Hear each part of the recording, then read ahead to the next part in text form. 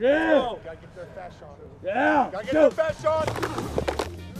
Hello Britball Nation. We're wrapping up our belated power rankings for week 5 of the BUCS American football season with the Premiership.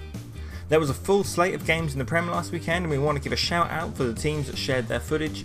I mean, seriously, did you see some of the grabs in the Hurricanes-Lions game? If we can find a way to share HD quality film of football being played at that level in this country, tell me this sport wouldn't grow and start attracting real audiences again. Well, we're working on it, nation, so keep sending in that footage via whatever means possible. That said, let's jump into our penultimate pre-Christmas Premiership power rankings with DC's Premiership North correspondent Tom, Santa's little helper, Snee. 10. Oh man, you've done the hard part and beaten Birmingham, only to go and blow it against, well, absolutely everybody else.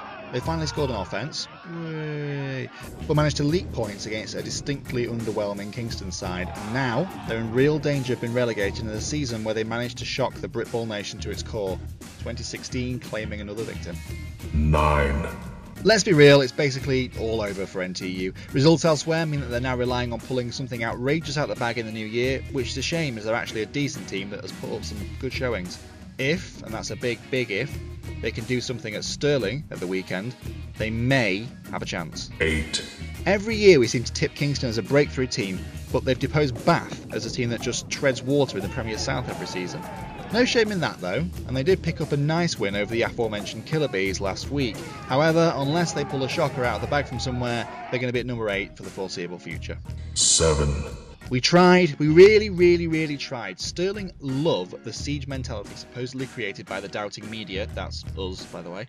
But this time we are genuinely fearing for their chances. They lost to Derby, who now might not be that good, and scraped past Loughborough before comfortably being beaten by Durham at home. They will still make the playoffs, but they're going to have to really hit the road unless performances improve.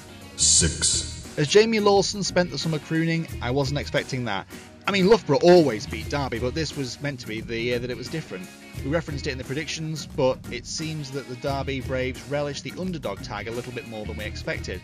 And with the last weekend being the first time they took the field since their Week 1 win over Stirling, we aren't surprised. They've got a vital game against Durham this weekend, and if they lose that, they're going to struggle to catch the Saints at the top. 5.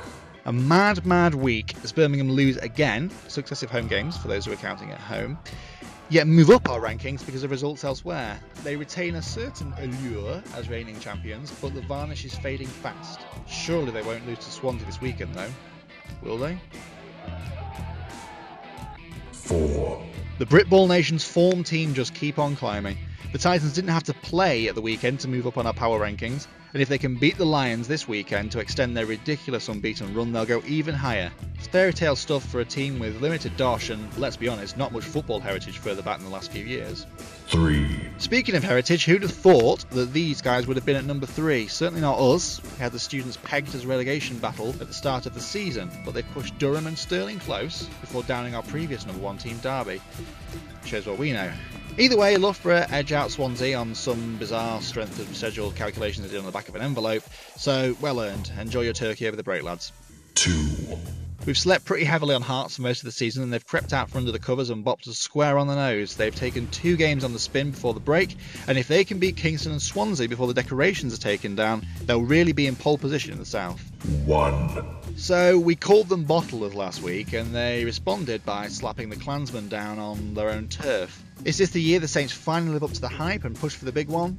Well, no one else seems to want to win it, so why the hell not? They are good, very good actually on last weekend's showing, so this could all be their year. They welcome Derby on Sunday, and if they win, they will open up a very nice gap over the chasing pack.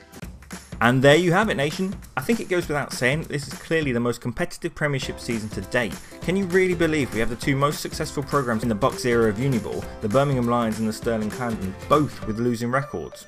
Both teams have big weekends ahead of them, so we're likely to see some further shifts in the rankings next week, with the very real possibility of a previous year's bowl contender going into the break at 1 and 3. It's not like it's because they're having bum years either, but just at the top end of the Uniball game just continues to grow and grow in talent and resources as institutions continue to realise the great potential in American football and its growth in the UK. Anyway, we know these are coming out very late, so we'll let you get ready for this weekend's great serving of Uniball goodness. Remember to like and subscribe if you're just awesome like that, and give us a share on your social media platform of choice to help the channel and the sport grow. Get in touch with any ideas about how we might fill the Christmas break, and go check out the scoop of the past weekend of Britball. It's enormous. All the better.